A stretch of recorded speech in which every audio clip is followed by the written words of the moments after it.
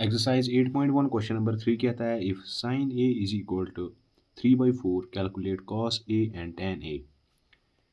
सबसे पहले यहाँ पर साइन ए दिया गया, हमें अभी पता नहीं है, आप अभी डायग्राम को इग्नोर कीजिए।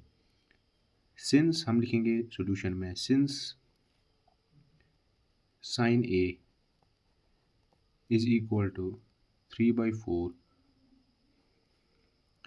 बट हमें पता है कि साइन थीटा बराबर होता है परपेंडिकुलर अपॉन हाइपोटेन्यूज।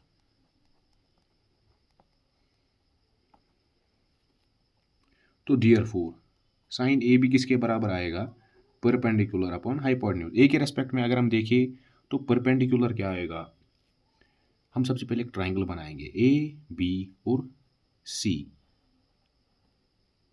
ठीक, अभी आप इस 3 और 4 को इग्नोर कीजिए, आप मान लीजिए अभी ये नहीं दिए गए हैं। साइन ए क्या आएगा, परपेंडिकुलर अपॉन हाइपोटेन्यूज। ए के रेस्पेक्ट में परपेंडिकुलर क्या आएगा, बी सी, और हाइपोटेन्यूज क्या आएगा, ए सी।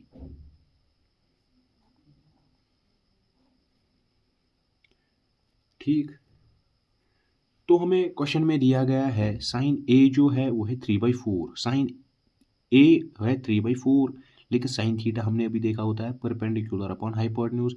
इसका मतलब बी सी बाई ए सी। तो साइन ए कितना दिया गया हमें, 3/4, तो ये आएगा बराबर 3/4 के। यानी बी सी कितना हमारे पास, बी सी हमारे पास है 3, ए सी कितना हमारे पास, ए सी हमारे पास 4। तो ये कुछ इस तरीके से हम लिखेंगे।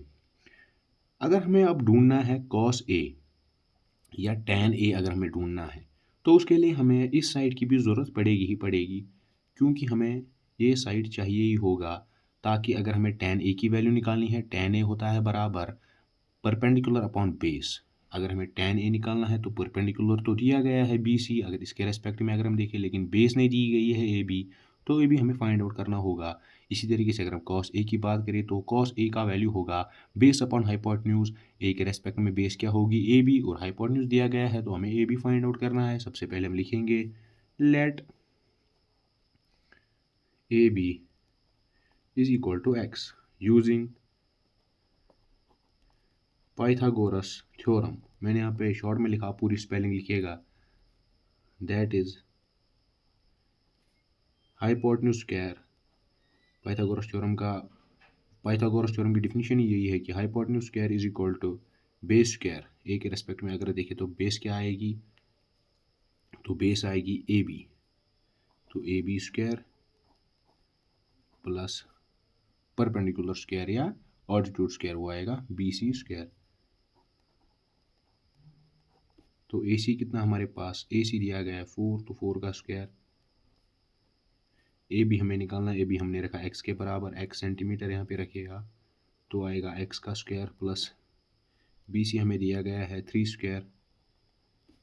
तो अगर हम यहाँ पे देखें तो 4 का स्क्वायर होता है 16 is equal to x square plus 3 का स्क्वायर होता है 9।